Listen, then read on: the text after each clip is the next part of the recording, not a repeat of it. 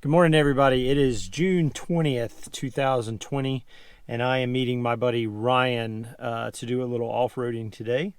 We are going to be, actually, I'm sitting here right now in the Collettsville, North Carolina area at the Collettsville General Store, and we're going to meet up and actually wind our way up towards Boone via Old House Gap Road. Sorry, I was looking at Gaia here, looking at the route that we're going to take.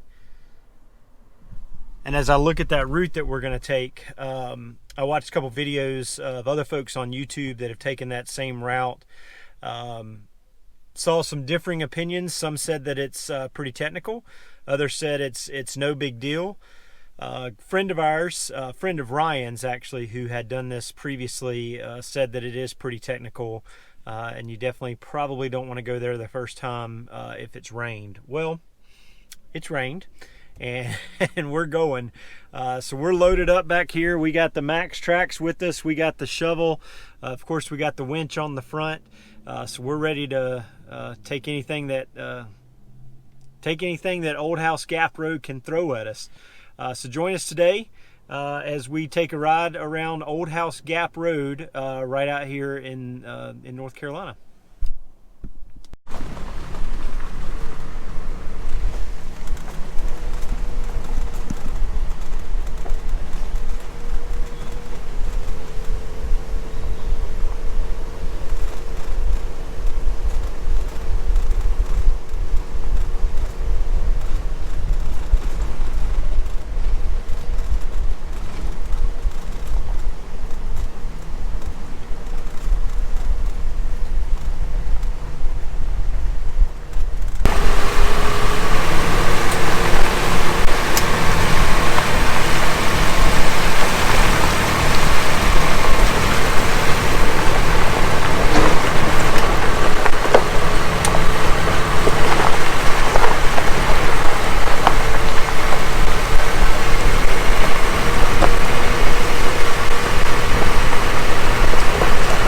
Still on, I guess what is technically Highway 90 right now, driving up through this now.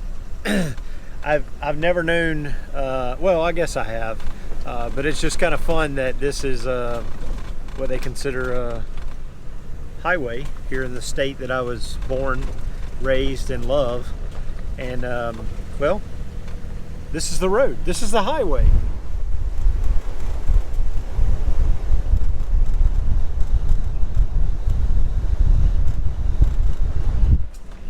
How awesome is that? So far, pretty smooth. This is Highway 90, as I mentioned before, right outside of Collettsville. So far, pretty smooth. But this will take us up to Old House Gap Road that I mentioned before, that apparently is a little bit technical. But we'll come back to you and hopefully bring you something really cool. But so far, this is beautiful, winding along Johns River, and now we're right beside Coldwater Creek. So beautiful ride so far this morning. One of my favorite places in the world, wild, scenic, wonderful Wilson's Creek.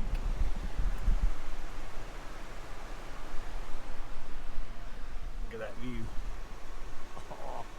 Oh, I love this creek. Freaking amazing. Well, we just turned on to Old House Rock Gap, and Rock Gap is rocky.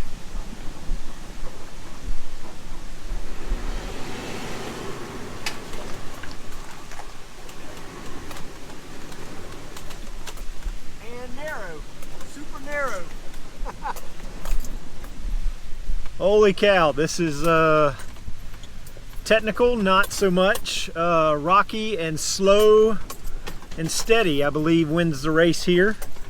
Having a rooftop tent on right now, pretty low clearance on a lot of stuff, makes it a little fun here. Holy cow.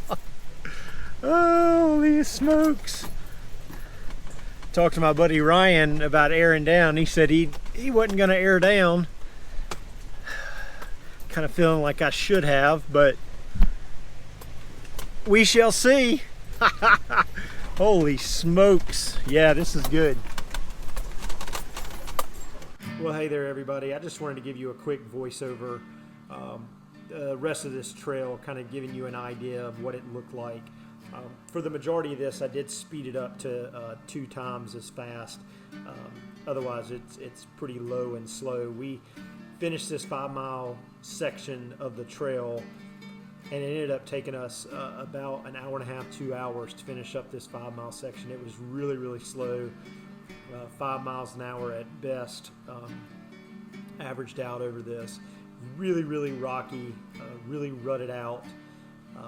It can be done by pretty much anybody. The gentleman who joined behind us, you can't obviously see any of this. He was coming up on vacation from Florida with his family, super nice family, but he was pretty much in a stock Toyota 4Runner, just like mine. I think his was a 4th gen. He made it through just fine. He did mess up both of his not rock slide. I guess they were like his step rails.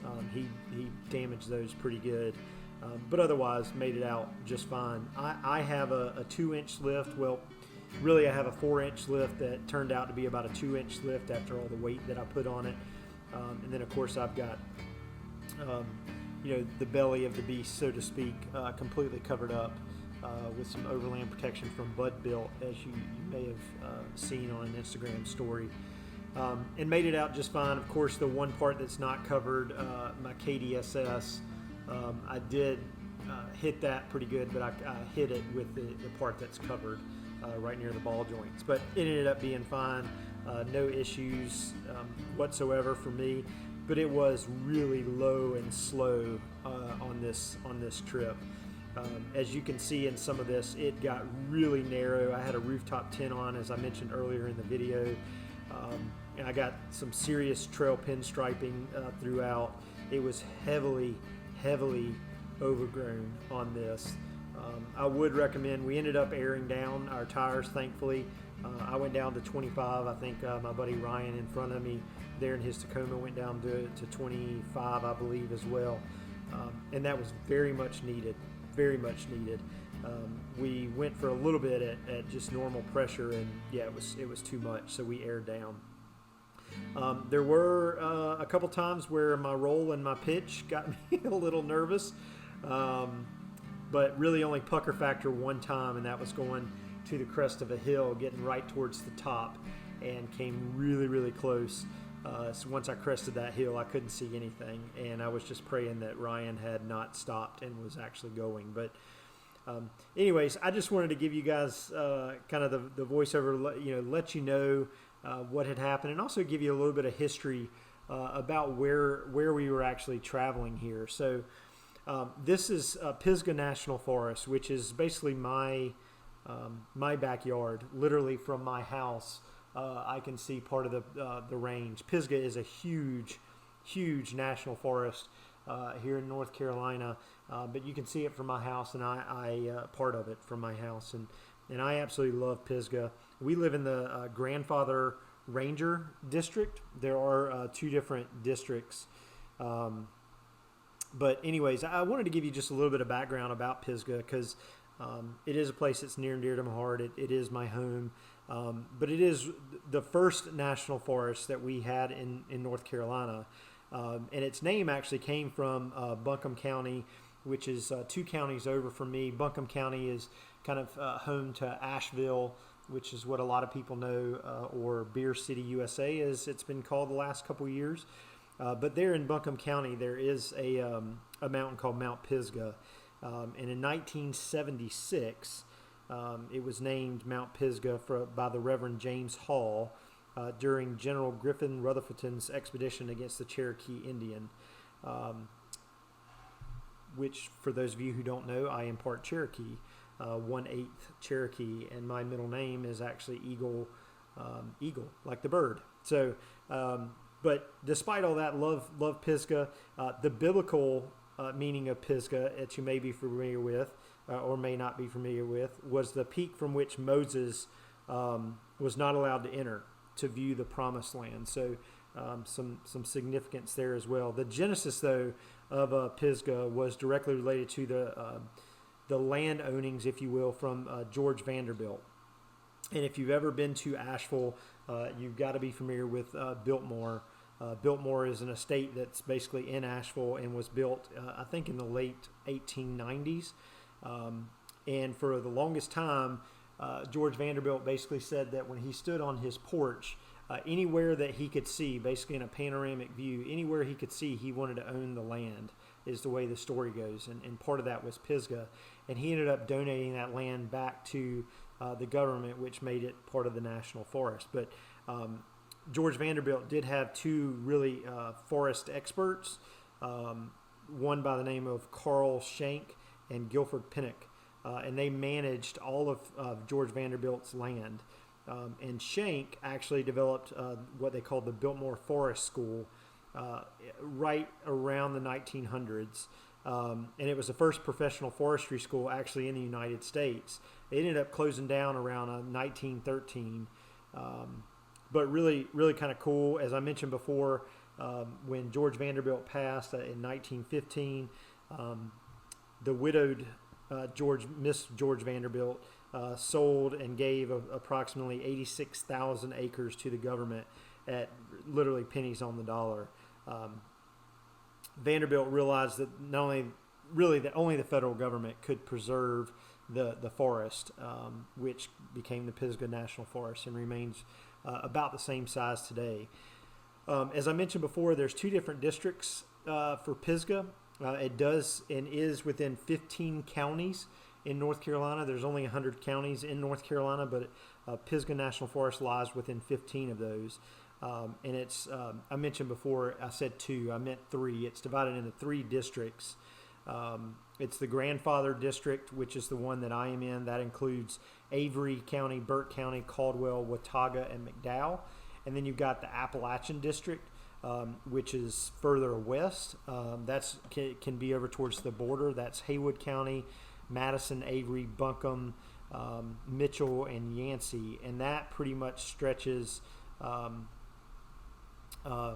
almost, Avery County is up towards the Tennessee-Virginia border, all the way down to Haywood County, which can stretch all the way over to Tennessee border. So you've got the Grandfather District, the Appalachian District, and then the Pisgah District, which also is in Buncombe, Haywood, Henderson, and Transylvania counties. The total land amount of Pisgah in the early 2000s, or as of the early 2000s, was over half a million acres. So an enormous amount of acreage that is part of this, and it's just so cool to be able to call this my backyard. Interesting fact, I mentioned that Vanderbilt's wife sold it to the federal government about $86,000. As I was researching some of the interesting facts about Pisgah, $5 an acre is what she sold it for. $5, like 1, 2, 3, 4, 5. $5 an acre. So it just blows your mind how inexpensive that actually was. So just a cool little fact there. So really do appreciate you guys joining along with us today as we rode through the Pisgah National Forest and Old House Gap Road. Thank you guys for joining.